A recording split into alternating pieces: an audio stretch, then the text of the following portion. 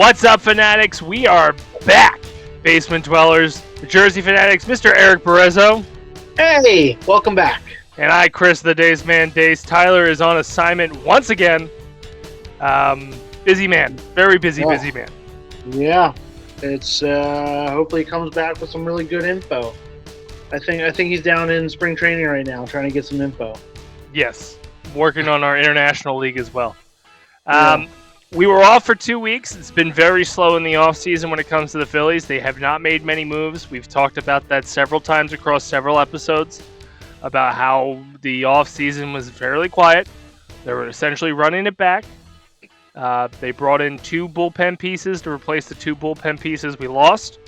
I think last time we met, we did see that Hoffman went to the Blue Jays. Estevez ended up signing with the Royals while we were gone. And Tanner Scott ended up signing with, surprise, surprise, the Dodgers. Everyone's jumping on the Dodgers bandwagon. Clayton Kershaw just signed back with them yesterday because this will be dropping on Wednesday. So he just signed with them again. He's not even going to be ready this year.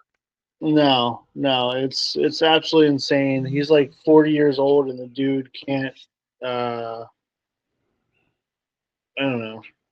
Can't just retire. I don't know what you want to call it. Like, you won 2 World Series, man. You're automatic for the Hall of Fame.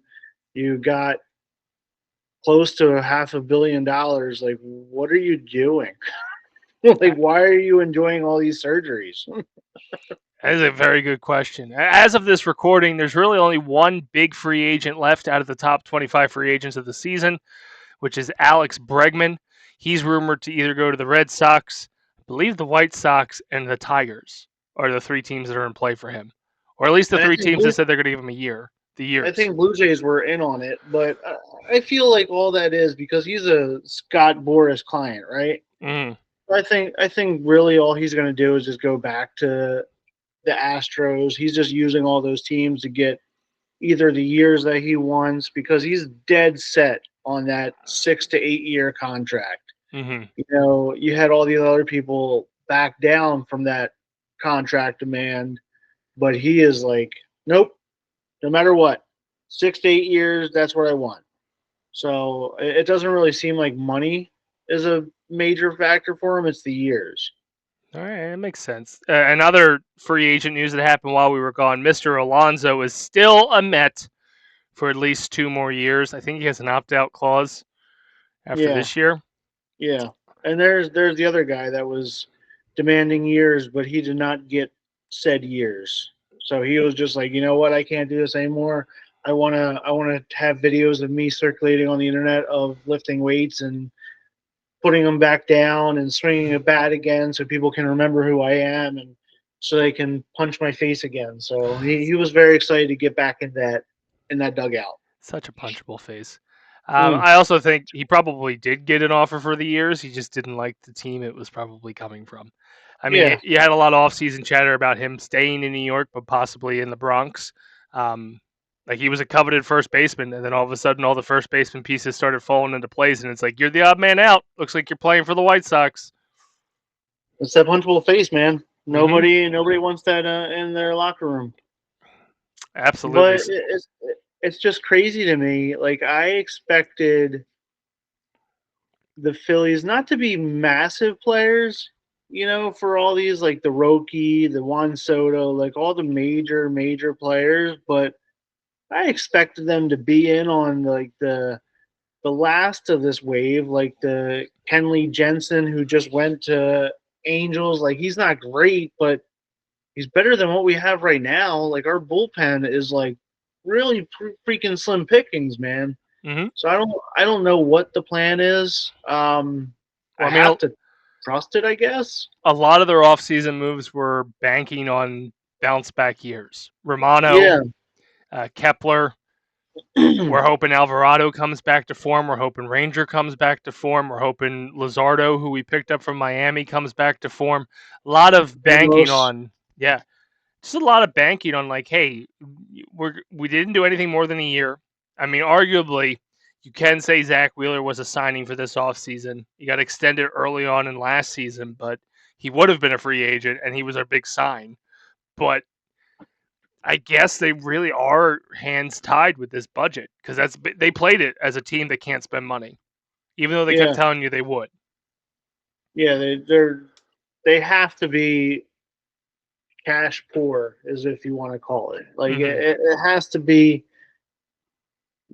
And people keep saying that baseball is doing great numbers and they're getting hand over fist kind of money, but I don't know, man. Like I don't know because you see all these reports that Middleton ended up like coming out with like a $2 million profit or like some low number, and still a profit, but for those kind of big wigs looking to spend, $500 million, you can't really do that if your profit is very low.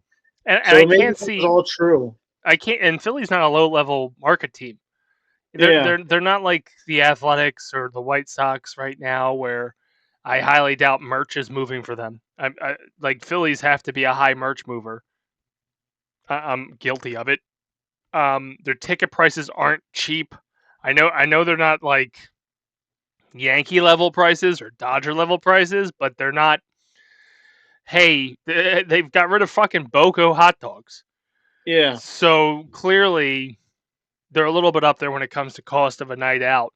I still think it's still affordable, but at the same time, they're not the cheapest because you can go down to a Nationals game or hell, even the Mets, and the Mets spend, and I feel like it's a little bit cheaper to go up to their stadium. But we are rolling into spring training with the same team we left out of 2024, with a couple of there's three actually bench additions. Not the main nine are still there. Um, Realistically, all you're seeing is if you're going to have Rojas or Marsh probably start more. It does sound like they're banking on Kepler to be an everyday player.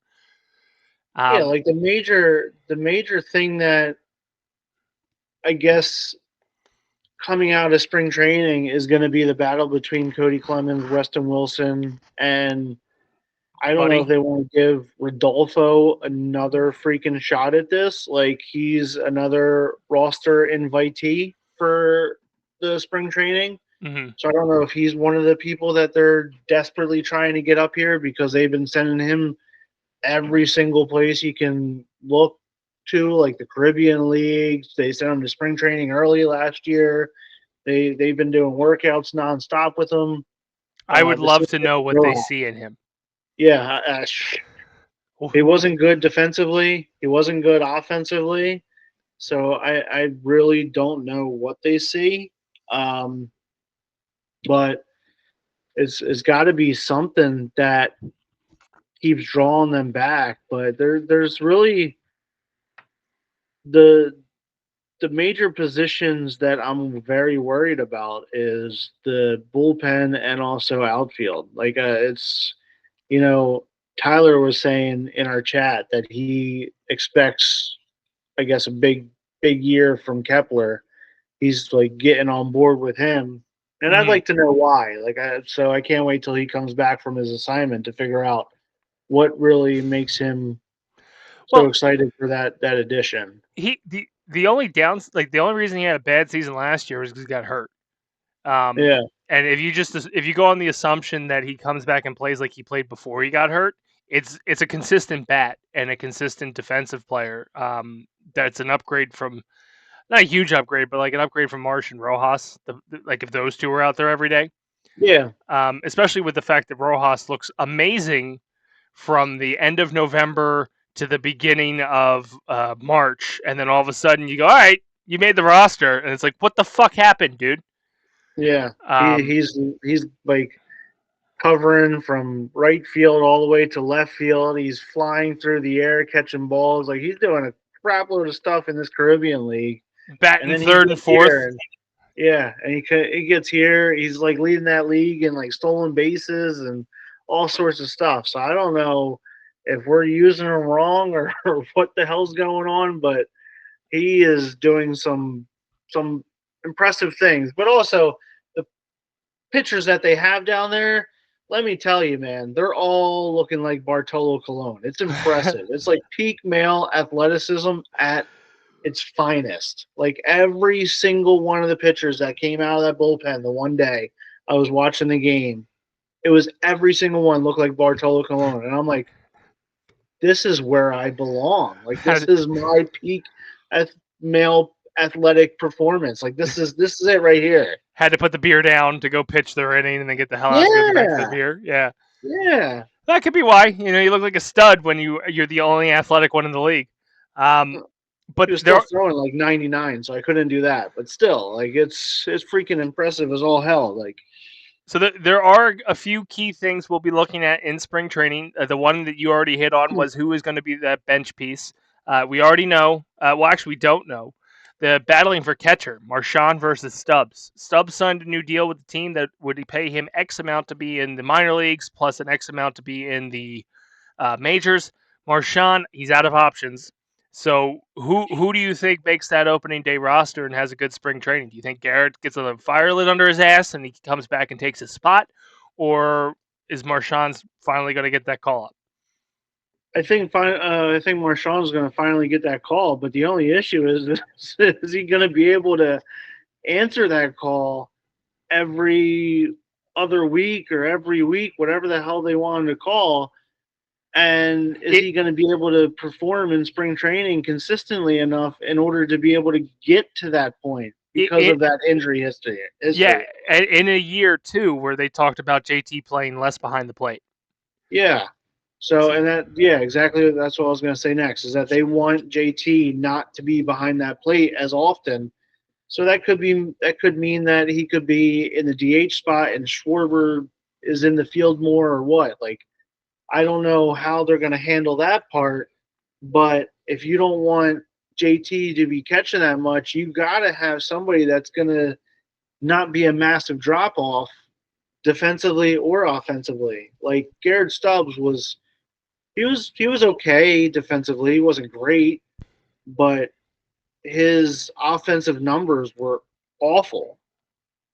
I think at least out of the two, I do prefer Garrett calling a game over Marchand. Um, just because I feel like Garrett has had more time to shadow JT and see what makes the pitchers comfortable with JT, whereas Marchand has not. Like the only time Marchand was coming up is when JT was gone. So like Yeah. you don't get a chance to shadow JT with JT not being there or playing. Um, if both of them, well, just hypothetically, they finish out spring training, batting average essentially is similar, defensively essentially similar. Like they're basically parallel with each other in stats and performance. Who you bringing up? If it's identical, I wouldn't change the chemistry and I would keep Stubbs, but I feel like what they would do would be to keep Marchand because he's out of options Mm-hmm. and Stubbs still has the options. So then you can send him down, but you can keep Marchand. But I think the best bet would be like if they're perfectly in line. I think the right thing to do would be to keep Stubbs. Okay. Yeah, and I'm on board with that too. I do feel like to your point, Garrett can go back down. If you start the season with Marchand and realize you messed up, you're either going to have to drag it out because you don't want him to hit like he's good enough to the point where you don't want to have to DFA him, Yeah. and then some other team get him cheap, and then all of a sudden now we got like a Logan O'Hoppe situation where God he would have been phenomenal as a backup catcher to Yep. JT. And that kind of is what happened. Not even with Logan, but with who the hell was the dude that we sent to Miami for JT? He Uh, would have been a great backup catcher, and he was phenomenal for like maybe a year or two. But I think he's probably out of the league right now. well, we did pick up a catcher from the Luzardo trade from Miami. I don't remember the guy's name, so he will be at spring training as well. Plus, we have that prospect that you I forget his name, but you said it's probably about Eduardo Tate. yeah, he's about 2 or 3 years out, which would be perfect Yeah. timing for a JT extension and then to transition into him. Um, but yeah, backup catcher's going to be interesting as well as catcher because this is a contract year for JT. Out of the two, between him and we'll go into this conversation between him and Schwarber, I do think an extension with JT should take priority over Schwarber. However, Mr. Schwarbs has been very vocal, unlike Mr. Realmuto, about getting an extension done for himself. Whether that comes at like a friendly brotherly love discount. Um, who do you think takes priority when it comes to extension talks between Schwarber and JT? I think best bang for the buck would be, oh boy. I can tell you my opinion if you want to think about it. Yeah, go ahead. JT, and here's why. Schwarber, I have shit on him since he's arrived here in Philadelphia, but his versatility is rough. Now, if you have a scenario where JT does get extended, and you don't extend Schwarber, you now have that DH spot to play with. So you could go get a DH player that can play another position fairly well enough, whether it be catcher or whether it be. Essentially, you open up a hole for JT to not be behind the plate as much, but still get the value out of him because he can DH. I think JT still needs to bat as close to 162 games as he can, but he doesn't need to catch Yeah, 162 games. And he can't currently because that means you got to put Schwarber in left. yeah. And, Um, and that's rough. I'm gonna have to lean the other way. Okay. I think you have to keep Schwarber. The only reason why is because of his production, his numbers that he ends up giving. And I believe that if you do the right thing this year, which is not bat him lead off, and you Mm-hmm. bat him like third or fourth or whatever it is, I think you're going to get a lot more production out of him. And if you're not going to get production out of him, you're going to get production out of the either the third hole or the fifth hole, whatever spot. Like if he's fourth, the person in front of him and the person behind him is going to get a lot better pitches to choose from. And you don't really get that if you have JT. And I understand that he's the one that's calling the game and you're putting all your faith in him to know where the pitches are going and blah, blah, blah, blah. But he's also getting really old for Mm-hmm. catcher wise.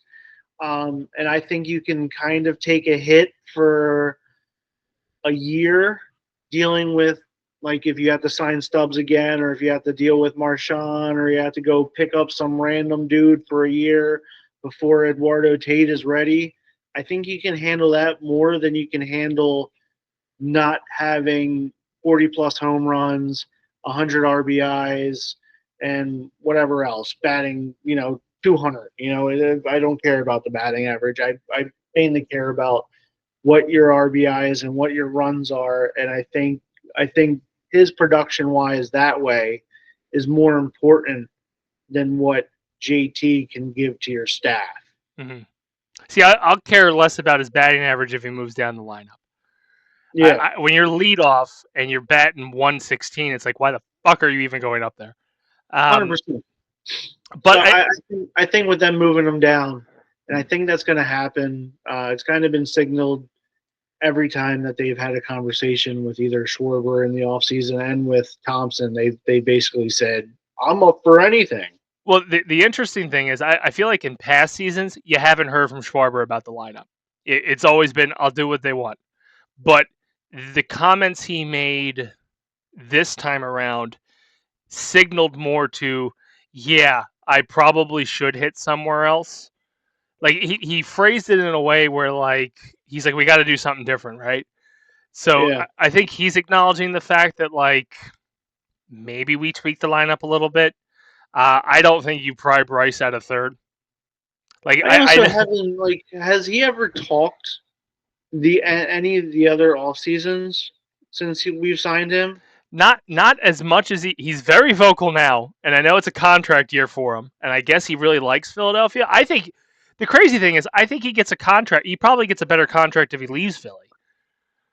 Oh, I absolutely. I know there are like look at McCutchen. He is getting like a sweetheart deal every year, and McCutchen in like before the National League bringing in a designated hitter, he would have been retired.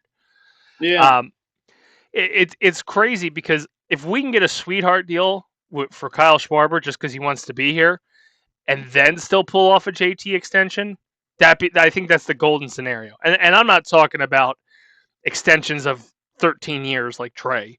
Yeah. 2 or 3 years, I think, is fair because I feel like then you still have the same core. You could still build a little bit around that core because in theory the daycare should get better.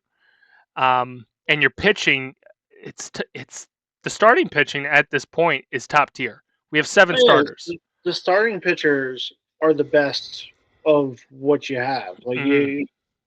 if you end up getting to the World Series this year, it's because of them. But 100% because of them. the crazy gamble is, I think if you don't extend these guys early, or one of the two or both of them, whatever the case is, and they do make it to the World Series, neither of them are coming back. Like you're gonna have a Hoffman Estevez situation where like, well, yeah, they'll bring back one, right? And then all of a sudden, neither of them come back, and you're Yeah. dealing with a designated hitter of like fucking Vogler back and a catcher that's Stubbs or even Yeah. just somebody else. Like you're dealing with like these randos of like the bounce back years that we seem to do as a team. So I'd like to see JT get the extension first. I don't mind Schwarber getting extended as well, but neither at the price they're at. That's like the caveat for me is like they don't deserve the contracts they have now for another 3 years. Yeah. But unfortunately, they're going to get that. Yeah. Oh, easily. Anywhere. Because I mean, JT's going to be him and Perez are the top tier catchers on the free agency market next year. Perez isn't leaving the Royals. He is a guy that I think would take a sweetheart deal or retire. Uh, JT would make a killing. Yeah. Just any team that just wants somebody to like work with their pitching staff. And But Perez is like 60. yeah, yeah, I think he's like he's up there. Yeah. Fuck, the Dodgers would probably sign JT as a fucking backup just Oh, so yeah. nobody For else sure. gets him. Yep. But we hit on it a little bit. The lineup. Schwarber has been more vocal this season with the press talking about going down to spring training, trying new things. The extension talk came up a little bit. He said, "Let me get down to Clearwater first, and then I'll talk to him." But the lineup, he was more vocal, I think, this time around about potentially trying something new rather than the whole "I'll do what they tell me" answer. He seemed to be like, "Yeah, we probably should." What do you think that lineup looks like? And do you think that his comment was everybody is open to making the lineup work? Is it everybody? Because I really feel like Bryce isn't ever going to move from that third spot. Yeah. I think Bryce is stuck 3. There's no shot of him moving anywhere else. But your number one is either going to be Stott or Trey Turner. And then there'll probably be one of the two would be number 2. So there's your top 3 with Harper. Then you got Schwarber 4. Casty, I would say, is 5. Bone would be 6. JT would be 7. And then you have Kepler and Rojas or Marsh. Rojas or Marsh, whatever, at 9. Like, whatever. See, I would Like, die on the hill of Casty being 2. yeah, I could see that too. That'd be perfectly fine as well. I'm more concerned about getting people on base Mm-hmm. more often, and I think if Casty's behind Schwarber, I think he'll get better opportunities with pitches than he would as the 2 hole. That's the only reason why I don't say him there. See, Yeah, I think he's a better batter when he's got someone behind him they don't want to pitch to. yeah, that could be true. Either or. You could put Stott or Casty there. They can switch off to be the 2 or 5. That's fine. I'm fine And with either one. I'm cool if it's Turner, Stott, Harper, make Casty 4th, and then Schwarber 5th. Because then again, like now if you put those 3 in some kind of like succession, I would hate pitching to that because you know I what, don't one of the 3 are going to get a fucking hit. I don't think Schwarber moves any further down than 4. I I think I think he's stuck at 4 no matter what. Like realistically, I agree. as the floor. The only way he would be higher up is if Harper went to 4 and he played 3. Yeah. And I feel like Harper is the pillar of I'm not fucking moving. And Yeah, I think he's stuck. Plus, like you more than likely want your more power hitter to be in your four hole, and I don't Hmm. think Harper really has that right now, especially still coming back from the Tommy John surgery. Yeah, whatever the hell he Um, was doing in the playoffs where he was flicking his elbow, it's yeah, like, yeah, you're not yeah, making me feel confident, pal. no, And you're doing neither cooking one of videos it. now on TikTok. Whoa, are Yeah, you already like, making your retirement plan in front of us, and we're just not no. realizing it? Yeah, everyone's like, ah, it's a fantasy football bet, but really, it's like, I can't play baseball anymore. Got to be an influencer. Let's do Yeah, this. joke's on you guys. I can't swing a bat or throw a ball. Woo! I do think Trey's the leadoff. Even if Stott ends up looking better than him in spring training, only for the fact that Trey's the money. Yeah, Um, Stott or Casty at second, in my opinion. I prefer Casty. I do think Casty protected around a bunch of other good bats makes him better. Because even the couple times they did that weird lineup where it was Schwarber, Casty, Harper, um, he did well. I still didn't like Schwarber leading off, but because Casty was sandwiched between two good bats, it just I guess it threw off the pitcher or whatever. Um, and then ultimately, like the back end of the lineup, if Bohm comes back and is Bohm like he was at the beginning of the last year, fifth or sixth, um, JT, I think he's going to have a better bat this year just because it's a contract year, and kind of why I wanted the extension to happen sooner rather than later because I don't want to overpay for him and then he like tails off once he gets the extension. yeah. And then, like you said, the mixture of Kepler, Marsh, and Rojas to finish it off. I have a better lineup. Uh oh, lay I it just thought down, of it. lay it down. You moving So Marsh up? Turner's, yeah, Marsh. Turner's going to be your leadoff, Okay, no matter what. all right. Then it's going to be Harper at 2. Then it's going to be Casty at 4, or Casty at 3, Schwarber at 4, and then Stott, or no, Bohm at 5, Stott at 6, Real Muto 7, 8, 9. Kepler, Rojas, Marsh, Marsh. Kepler, yeah. Interesting. Why would you move Harper up to two? Just because Thompson is very big on that right left bullshit, and I Okay. think you get you give with Harper behind Turner. I think you can give him more of an opportunity to get better pitches as well. And the if he's on base for Harper behind him, he's going to have a better opportunity to steal. So because they're not going to pitch out Mm-hmm. to Harper, they don't want to walk him. Yeah. So I think that would be your best bet to get more runs in better position. Yeah. I think it'd be interesting. I think personality wise, you'll never pry Harper out of three. I don't know what he did when he was on the Nationals, but was he always in the three hole? 3 or 4. Yeah. Yeah. I just feel like that's a him thing. And But I think basically, I think there was a couple games this year or last year, or maybe it was 2022 when we actually went to the World Series, that he was in that 2 hole, really, and I think he was fine with it. I'd have to look it up, but I'm I'm cool. pretty sure I remember seeing him there. But if you can get if you get Rojas like turning the lineup back over, if you get him on base and then you have Turner on base and you have Harper coming up, oh man, that sounds fantastic. A I, nice I double in the gap, that's scoring 2 right away. I do think that some money there having a Rojas Marsh in ninth and then Turner batting first. Because even though Marsh isn't the fastest on the team, he's still got speed. That if he's batting ninth, instead of Rojas and vice versa, and then Turner gets on, that is a dangerous combo to deal with like Harper or Schwarber at two. Um, Yeah, and then knowing that Casty, some combo of Harper, Casty, and Schwarber behind Turner, it's not a pitcher's perfect scenario. we're winning the World Series. Fuck you, Dodgers. We better win a World Series. Some of us in Philly deserve to be happy.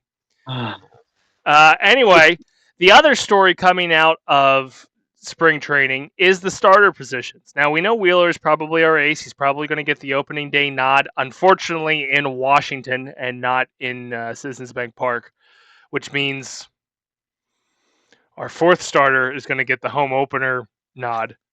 Taiwan Walker, baby. Going to be Sanchez or Luzardo. What do you think our rotation is? Like, if I were to lay mine out, it's Wheeler, Nola are locked for 1-2. Even if Yes. it's not even like if Sanchez is better than Nola, I think the 1-2 punch is still Wheeler Nola. Yeah. Your three is going to be Sanchez moved up, so I think he's your three. Rangers 4 or Luzardo, one of those two. They could be battling out for 4. I think you give it to Ranger over Luzardo though. For the it'll be the home opener. Yeah. So it does feel like actually, you know what? I think Wheeler it'll go could. to Sanchez. Well, Wheeler could potentially pitch that too, depending on if there's any days rest. I'm not sure because they always give that 1 day rest. It's a stupid schedule. Like the opening day is a Thursday. They don't open in Citizens Bank Park till Monday. Like I think Is it a 2-game series or 3-game series against Washington? I believe it's 3. But like the MLB opening day is that Thursday. Yeah, but they always give that Friday off, which is so stupid. Yep, But and then basically to protect from rain delays. there's a huge fucking gap in our home opening series too, where like they play March 31st or 30th, and then opening night is April 2nd. It's such a weird schedule. It's like they tried to start early and then went, yeah, but we're gonna put like they're definitely building a buffer for weather.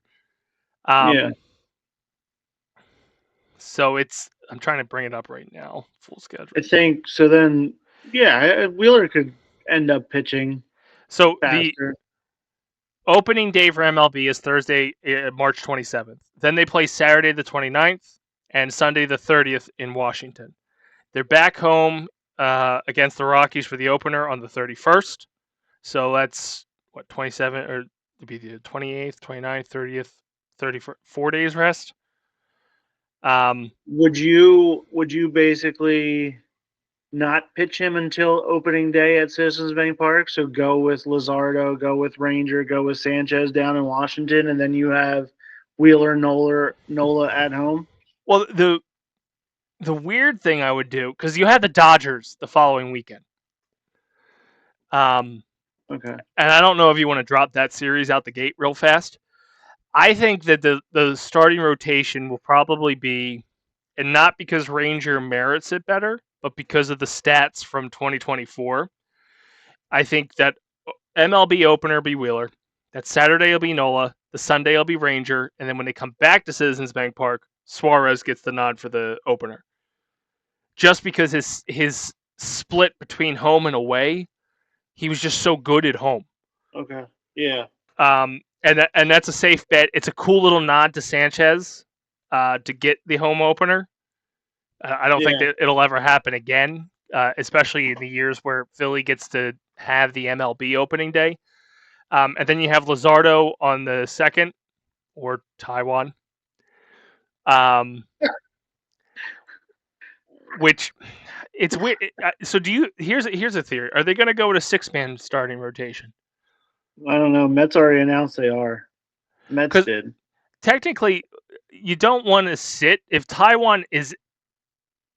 I don't think it's going to be good, but if he's showing any signs that you can get some money out of him. I don't see how you justify cutting $23 million or whatever the hell he's making this year. I think he's more than likely going to be your bullpen guy.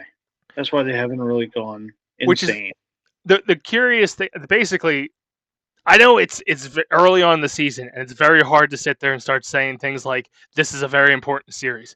But to play the Dodgers, the 3rd series of the season, I would want Wheeler, Nola, and some combo of Wheeler, Nola, Sanchez, or Wheeler, Nola, Suarez pitching that series. Yeah. Yeah. They have to line that up. Yeah. The problem is, if Wheeler plays the opener in Nationals, he will finish the Rocky series. Unless you put like a bullpen game out there or something to give him, and then you get into the whole bullshit where Wheeler hates the extra rest. Or It's yeah. it's such a like the stupid off days that they've put into play to help with weather. If it's sunny the entire 2 weeks, it really screws with things. Well, you gotta hope it rains then. Push opening date till Friday or whatever, or like. Yeah. You gotta hope that it rains. Because I don't, again, it's very hard to say the third series in, it's a make or break it for the fucking season. But if you could come in and beat the Dodgers at home in your first meeting of the season, that's going to be a nice thing to carry throughout the season until you go to the West Coast. Yeah. You, 100%. you don't want to drop that, especially at home. And you know what? It's not even terrible because you will get a combo of Nola, Ranger, and Sanchez then to play them, which isn't terrible. Yeah. Um, But if you have Walker and Luzardo against them, Yeah. So do you think we go to the 6-man rotation, or do you think that Walker gets the bullpen, Luzardo gets the fifth spot, or they're both the fifth starter? I think the best bet would be to go to the 6-man rotation just because of how many innings all of our pitchers have pitching, Mm-hmm. and uh, it's not your grandfather's game anymore when these guys can throw 9 innings and then they'll come back tomorrow and throw 9 innings again. These people are throwing 100 miles an hour or close to it every fifth day, so it's getting pretty intense. So I think the best bet if you want to go a deep postseason run is to do the 6-man rotation. And I don't even think it's a bad thing to start. It really gets you an ability to get, like, I don't want to have the fucking Taiwan experiment we had last year in August. Yeah. Like, if you're going to have the Taiwan experiment, do it in April and May with a 6-man rotation so you can go, you know what? Painters in the wings. We don't really need 6-man. See you, Taiwan. Have fun with your Yeah. food truck. Yep. But it also gives us the padding that, like, hey, we got a 6-man rotation. They're doing really good. Taiwan bounce back. This is fucking fantastic. We're not stressing our bullpen. This is good, especially since we didn't add too much to the bullpen, right? Yeah. So I'd be interested with that 6-man rotation, which then means Walker or Wheeler would get the Dodger game, even though he would piss and moan about the rest. And And he's Taiwan, gotta accept it, no matter what. he's getting old. You need, Yeah. like, I love that he's a workhorse. I sat here and shit on Chris Sale for being a terrible workhorse, but, like, I don't want Wheeler to burn out his first year of the 3-year extension we gave him. Yeah, and so no matter what, like if you want to beat the Dodgers in the NLCS, like if that's your goal, like your ultimate goal is to get to the World Series, and so you're staring at the one team that is going to really prevent that, which is the Dodgers. They have like 7 starting pitchers right now, Mm-hmm. and so you have to size yourself up against them, and it cannot be Luzardo and uh, Walker to be the ones that are going against them right now. Yeah. Like you have to be able to get your starting rotation perfect for that And series. I'm willing to bet they go to a 6-man rotation. I know they made some big bullpen moves, but I don't think they have a very deep bullpen. They have a deep fucking starting rotation, but I don't. I know they got Tanner Scott and they got Haiti. They got a couple of people but they're bringing back majority of their bullpen. Yeah, So but you can carry 4 or 5 people in a bullpen if you've got 6 starters that can give you 5 to 6 innings each. yeah, yep, Um, and we're the same way. I would feel more confident if we had 6 quality starters with the bullpen we have. Because Romano still needs to prove himself. The other guy they signed needs to prove himself. I can't think of his name. Oh yeah, Romano. I said Ramos earlier. Duh. His name begins with an H. Is it Hess? Haas? Something like that? Are we signed? we signed a guy we only signed 1 year contracts, but we signed another bullpen arm. That I have no idea. I can't think of who he. I know we talked. It was very brief. It wasn't flashy. It was another one of those like prove yourself type bullpen arms. But you got 2 people in there to prove themselves. We got Strami, who I love. I don't know. He's not going to repeat last year. You just hope that he gets close to last year. Alvarado has to redeem himself. Kirkering, I hope, stays afloat. And then you have Ruiz, I think. So, like, if you got a strong 6-man rotation and a bullpen that can be strong if you don't stress them with innings, I'd much rather go that route. Even if that 6th man is currently Taijuan Walker to start, and then Andrew Painter hits his innings that he can starting, let's go. I'm not seeing anybody with that name. I can't remember who the hell we signed. For let's see. Like for our 40-man roster, like I haven't heard of half these people, so I don't even know who the hell they are. But like they have Moises Chase. He's a pitcher. No clue who the hell he is, but he's on the 40-man roster. You also Tyler Phillips was traded, wasn't he? Yeah, we got that guy Aaron Coombs, but I don't think he'll be ready for majors. So he's there's Joe Ross. Okay. We picked him up from Milwaukee. He spent most of his career in Washington, but we signed him to a deal in December.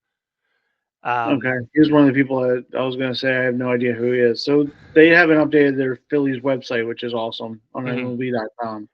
So they're still showing. Well, I think he's still battling for a spot. Like Romano is guaranteed a spot. I think Ross was one of the ones battling for a bullpen spot. But no, I'm saying they still have Tyler Phillips on here for the 40-man roster. Yeah, we traded him from Aaron Combs.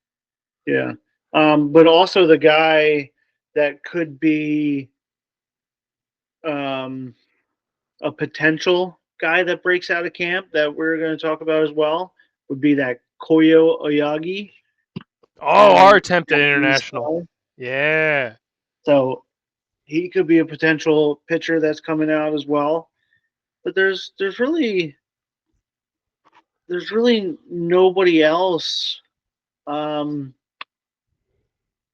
know that really Painter.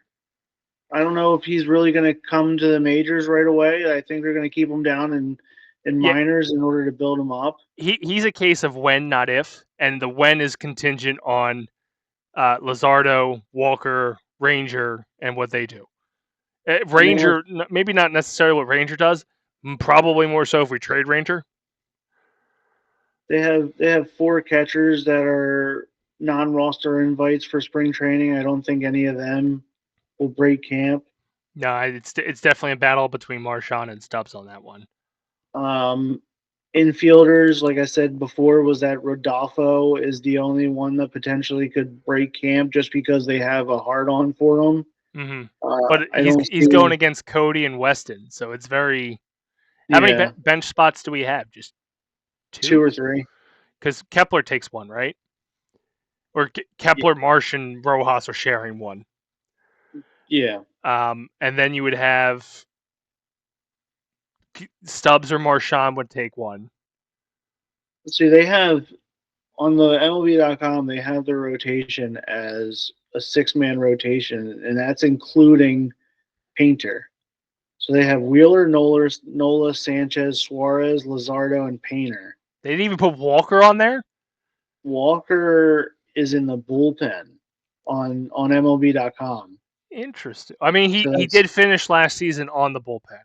Yeah, they have Strom, Alvarado, Romano, Kirkering, Banks, Ruiz, Ross, Walker, Lazar, Phillips, which is gone, so I don't know why he's still on here. Then you have Vespi, and then some guy named Joel Kunal.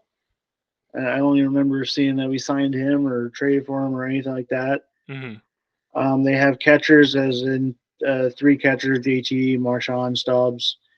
First base, 3, Harper, Bohm, Clemens. Second base, Stott, Sosa, Wilson, Clemens. Third base, Bohm, Sosa, Weston. Shortstop, Turner, Sosa, Stott. Left field is Kepler, Brandon Marsh, Weston, and Schwarber. Center field is Marsh and Rojas. Right field, Marsh and Castellanos. Designated hitter, Schwarber, Castellanos, and Bohm. So there's really no surprises. The only surprise on here would be Painter is your sixth man, and Walker's a um, bullpen. yeah, Walker's in your bullpen. So that's their depth chart on MLB.com for the Phillies. And that's what they're technically rolling into tomorrow with, or today with. Yeah, Uh, and uh, tomorrow's the first workout. yeah. But they have all 1, 2, 3, 4, 5, 6, 7, 8, 9, 10, 11, 12. They got 12 non-roster invites for pitchers, Mm-hmm. 4 catchers, 5 infielders, 3 outfielders, and that's all non-roster invites. So they have a lot of people that are coming to camp, and what we said, there's no one that's going to break it. Justin Crawford, nobody has any idea what the hell they make of him anymore. He's either like the second best prospect in baseball or he's the 100th. No one has Oh, any clue. I'm willing to bet he'd be playing in the majors if he wasn't on the Phillies. Yeah, it's insane. No one has any idea what to expect from him. Just look at the Angels. They've got 3 of our players that were never broke out of the goddamn minors that are their starters. You got Yeah, Moniak, Ohapi, and now Kingery. yeah. Like they are guaranteed starters in LA And because it's Henry's Angels. taking shots left and right, man. You see all them? As he should. This organization, like I love this organization, but they did not do that man any justice. The fact that he didn't get called up once last year and you knew you weren't bringing him back, like come on. Yeah, You didn't get anything for him. he would have been a better bet than I think you like because one of the outfielders that they brought up was Kroon. Like he brought nothing. You had Stott was down for a bit. And then Sosa was down for a bit as well. Mm-hmm. So you needed somebody, and Kingery was that somebody, He and they didn't care. Like I think they batting brought up over Tim 300, Field. mashing the fucking ball in Lehigh Valley, and he went, nah, Yeah, we don't want to we don't need showcase that. you. We don't need Um, that in this organization right now, bud. we don't. We're not serious about winning. Yeah. And if the Angels make I doubt they'll do it, but if they make a fucking run for it with Mm. all our prospects, fuck And with him leading the way for like MVP talk. yeah, with the guy Trout that we've been talking about trading for years, that'd just so be a slap in the goddamn face. so there's not many that are potentially going to break out. That Oyagi, Mm-hmm. your boy Jose Cas, I guess Joel Kuhnel potentially could break out if he was on the depth chart that they included him there. Um, but none of these other people like I've heard of, so I have no idea. It's crazy. It's really the stories of spring training is what's the opening day lineup going to be, and not who, just the order. Um, what's the order of the starting rotation? Again, not who, what's the order, and who's our last bench piece. And that's more intriguing because most of these guys don't have options because of how many times they came up and down the last 2 years. Like And it's gonna suck when you lose a Weston Wilson or a Cody Clemens because they get DFA'd and a team's like, bring them yeah, over here. yep, and they'll use them in the right way. Yeah, they'll Matt Verling themselves into the playoffs for another team. Yep.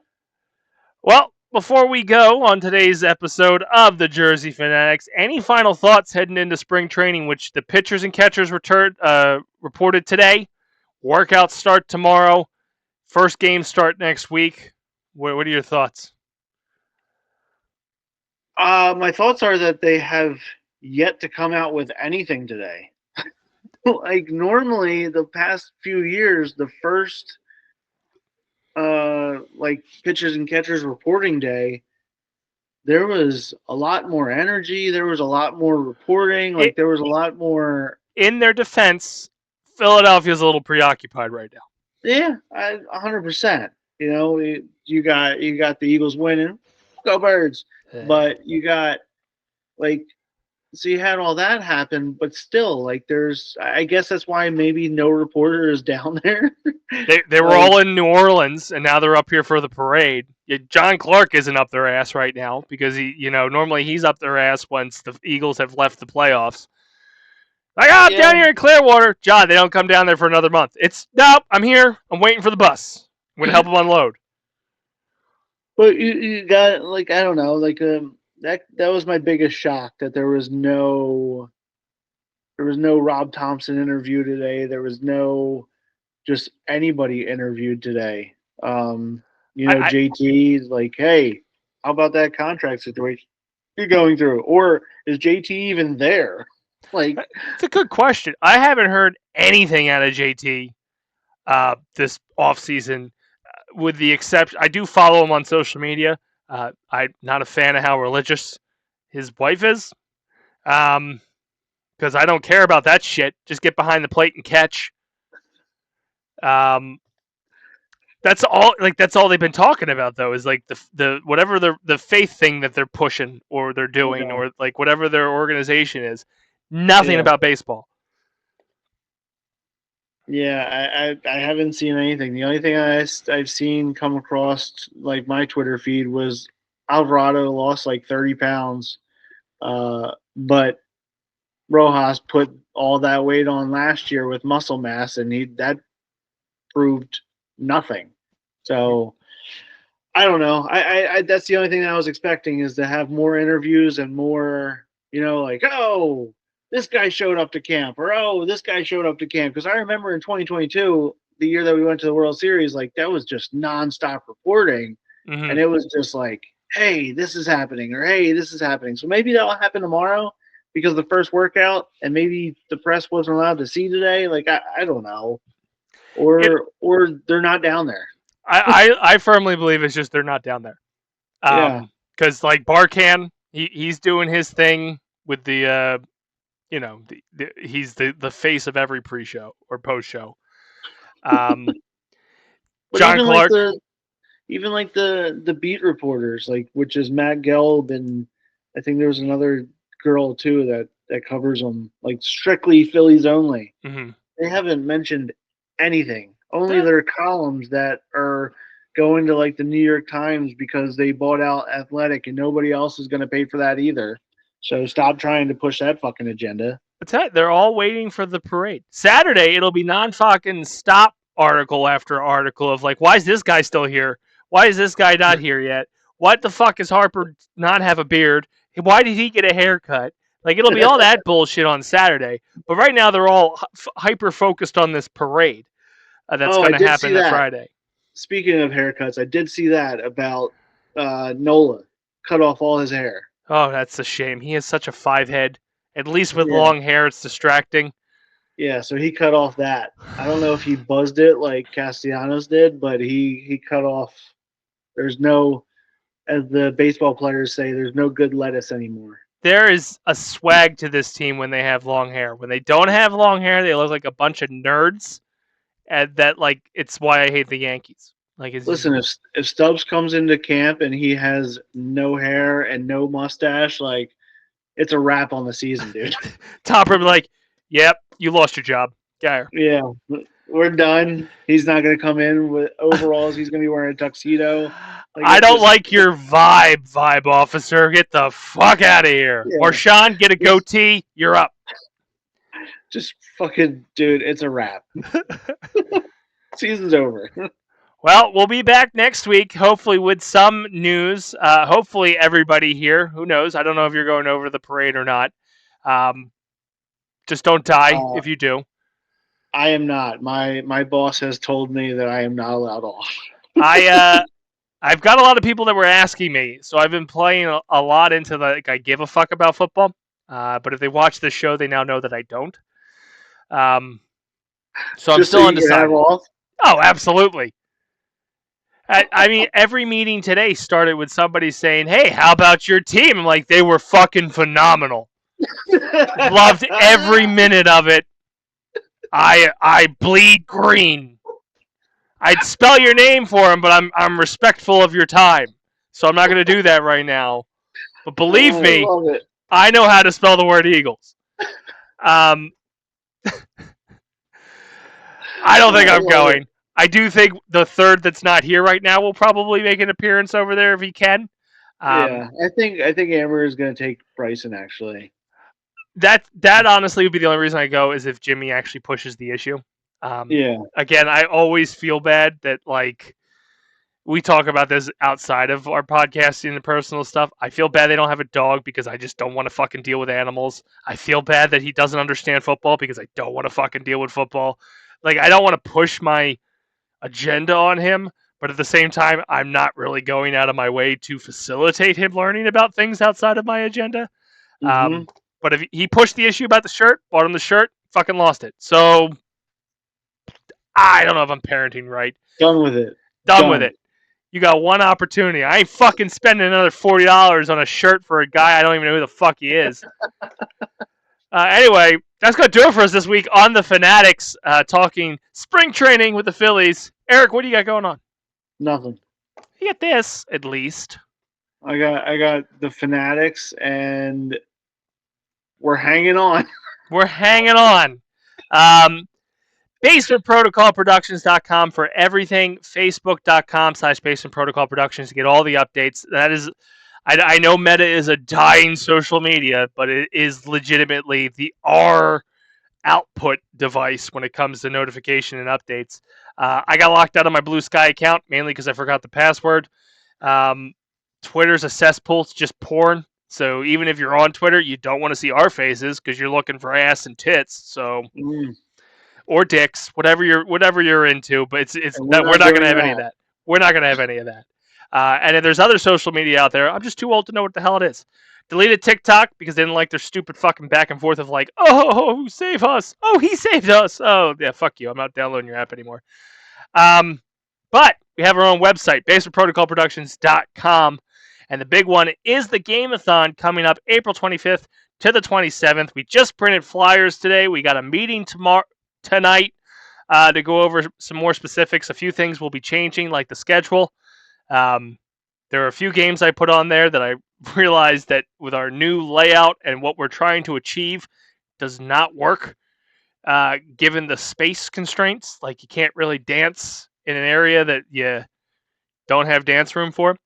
I've had a lot of people reach out to me looking to help. You want to help? Donate. That'll be a big help. But I also have no problems with you guys who want to play, promote, cross promote, whatever you want to do. Reach out to us. Like I said, we're meeting tonight as an organization to finalize the deals.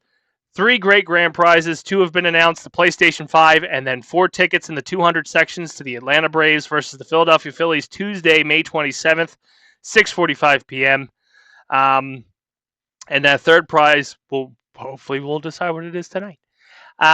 Schedule and everything will be on basementprotocolproductions.com, and the live stream will be on twitch.tv/basementprotocol, as well as our YouTube, youtube.com/the BPP official. You can catch all our podcasts on youtube.com/BPP pods. And then we also have a food channel we'll eventually fucking kick up. I stream every Monday night with Minecraft Mondays on twitch.tv/basement protocol, and I've been consistently doing at least Thursdays. And I want to say it's a variety of games, but it has just been Nintendo. And I say this as you're listening to this. I'm probably not streaming tomorrow night because I'll be at Captain America, and who knows when I I'll be forgot home. about that. Yeah. So anyway, that's gonna do it for us this week on the Fanatics. I know I plugged a lot. Probably should start plugging shit at the beginning when you start listening. If you don't make it to the end, you don't know what the fuck we're doing. But I've been Chris the Dace Man Dace. He's been Erik Berezzo. Bye. We've been the Fanatics. Remember, basement dollars, stick to the protocol. Baseball's back, and we'll see you next time. Ring the bell, Erik. Ding, ding, ding, ding, ding. Aw, yeah.